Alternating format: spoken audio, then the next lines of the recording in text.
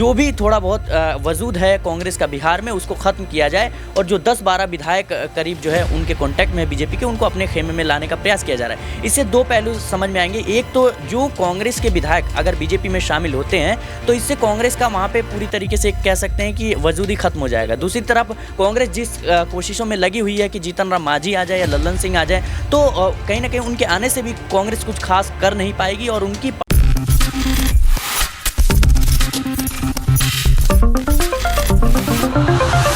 बिहार की सियासत पर इस वक्त सभी की नजरें टिकी हुई हैं। बिहार में जिस तरह से सीएम नीतीश कुमार ने एक बार फिर से बाजी पलट दी है, वह जिस तरह से बीजेपी की तरफ रुख किए हैं, इसके बाद से देखा जाए तो एनडीए गठबंधन मजबूत होता हुआ कहीं ना कहीं दिखाई तो दे रहा है। लेकिन दूसरी ही तरफ इंडिया ब्लॉक जो है वो अपने गठबंधन को मजबूती देने के लिए तमाम रणनीतियां बना रहा है। अब सवाल यहाँ पर उठ रहे हैं 16 विधायकों को लेकर। क्या 16 विधायक अब यहाँ पर खेल बिगाड़ते हुए नजर आएंगे या फिर नहीं? नमस्कार, मैं प्रांशी राठौर और आप देख रहे हैं नेक्स्ट 9 न्यूज। हमारे साथ इस वक्त मौजूद हैं हमारे सहयोगी सिराज, जिनसे हम जानना चाहेंगे कि बिहार की रणनीतियां जिस तरीके से निकलकर सामने आ रही हैं, इन पर उनका क्या कुछ कहना रहेगा। क्योंकि आज सिराज जो देखा गया है कि बिहार कांग्रेस से 19 में से 16 विधायकों को जिस तरह से चार्टर्ड प्लेन के जरिए हैदराबाद भेजा गया है, यहाँ पर देखा जाए तो बैठक में वह शामिल होते हुए नजर आएंगे। लेकिन कहीं ना कहीं यहाँ पर दावे ये भी किए जा रहे हैं कि अब यहाँ पर जेडीयू और बीजेपी का जो खेल है कहीं ना कहीं बिगड़ता हुआ भी देखा जा सकता है। लेकिन दूसरी ही तरफ यहाँ पर कांग्रेस को यह भी डर है कि कांग्रेस के तमाम विधायक कहीं जेडीयू की तरफ रुख न कर जाएं, और ऐसे में यहाँ पर विधायकों को इधर से उधर भी किया जा रहा है। बात अगर कर ली जाए महाराष्ट्र की सियासत के बारे में, महाराष्ट्र में हमने देखा ही था कि कैसे एकनाथ शिंदे ने बगावत की उद्धव ठाकरे के साथ और एक एक करके विधायक उनकी तरफ होते चले गए। और बात चाहे कर ली जाए अब रांची के बारे में, क्योंकि झारखंड और बिहार की सियासत जिस तरीके से अब गर्माती हुई नजर आ रही है, यहाँ पर बीजेपी 2024 के लोकसभा चुनाव के लिए जो रणनीतियां बना रही है, कैसे देख रहे हैं आप? क्या वाकई में यहाँ पर अब बीजेपी और जेडीयू का खेल बिगड़ेगा या फिर यहाँ पर इंडिया ब्लॉक का खेल अब बिगड़ता हुआ नजर आ सकता है, जिस तरह से कांग्रेस के इन विधायकों को हैदराबाद भेज दिया गया है?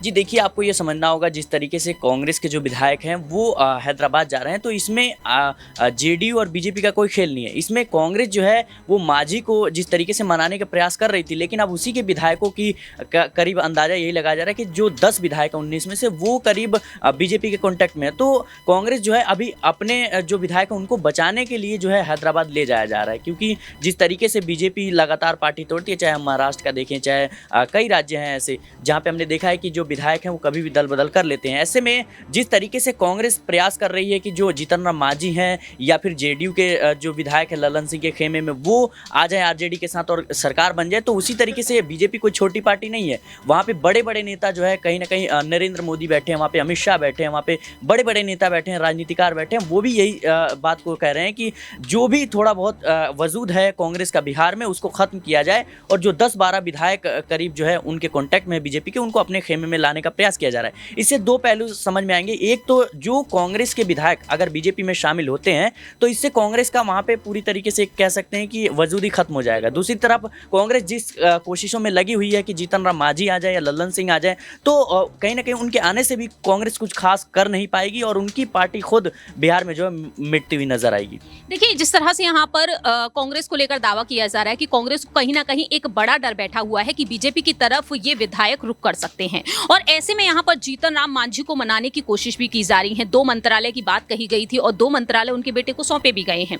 अब यहाँ पर जिस तरह से जीतन राम मांझी, चिराग पासवान को लेकर खबरें सामने आ रही हैं और बातें तो ये तक सामने आ चुकी हैं कि कांग्रेस लगातार जीतन राम मांझी से संपर्क साधने की कोशिश कर रही है, क्योंकि हमने देखा नीतीश कुमार जिस तरह से शपथ ग्रहण करने वाले ही थे जब मुख्यमंत्री के तौर पर, और उस वक्त राहुल गांधी ने उन्हें फोन किया था। लेकिन अब यहाँ पर जिस तरह से कांग्रेस अपने विधायकों को बचाती हुई नजर आ रही है, क्या वाकई में यहाँ पर वो विधायक अब कांग्रेस का दामन छोड़कर जेडीयू और बीजेपी की तरफ रुख कर पाएंगे?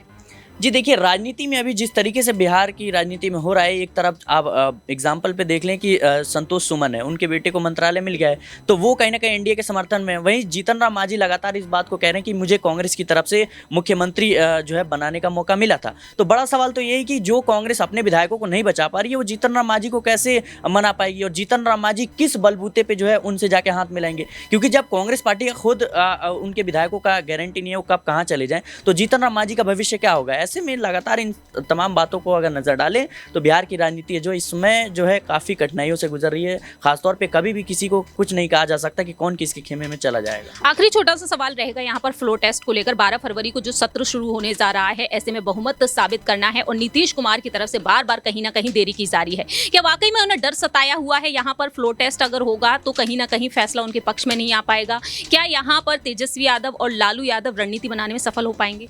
जी बिल्कुल, इसमें कोई दो राय नहीं, क्योंकि लल्लन सिंह जो है उनकी नज़दीकियां लालू यादव से बढ़ रही थी और यही वो वजह है कि जो जेडीयू की कमान है नीतीश कुमार ने अपने हाथ में ले लिया। और दूसरी तरफ बखूबी इस बात को नीतीश कुमार समझते हैं, यही वो वजह है कि जो कांग्रेस के विधायक हैं वो हैदराबाद ले जाए जा रहे हैं, ताकि उससे पहले बीजेपी अगर कोई खतरा होता भी है, 10 विधायक लल्लन सिंह लेकर चले भी जाते हैं तो कांग्रेस उसमें जो है सरकार बनाने में कोई योगदान ना दे सके, कांग्रेस के जो विधायक हैं वो बीजेपी के साथ ना हाथ मिला ले। यही वो बड़ी वजह है कि उनके विधायकों को हैदराबाद ले जाया जा रहा है। वाकई में अब यही देखना होगा कि कांग्रेस जिस तरह से 19 में से 16 विधायकों को हैदराबाद पहुंचाती हुई नजर आई है, अब ये 16 विधायक क्या यहां पर कांग्रेस की तरफ ही रह पाएंगे या फिर नहीं? क्या यहां पर अब बगावती सुर इन विधायकों के भी देखने को मिल सकते हैं? आने वाले वक्त में जानेंगे कि आखिरकार फ्लो टेस्ट में बहुमत नीतीश की सरकार साबित कर पाएगी या नहीं। फिलहाल इस खास रिपोर्ट में इतना ही। बाकी की तमाम अपडेट्स के लिए देखते रहिए नेक्स्ट 9 न्यूज।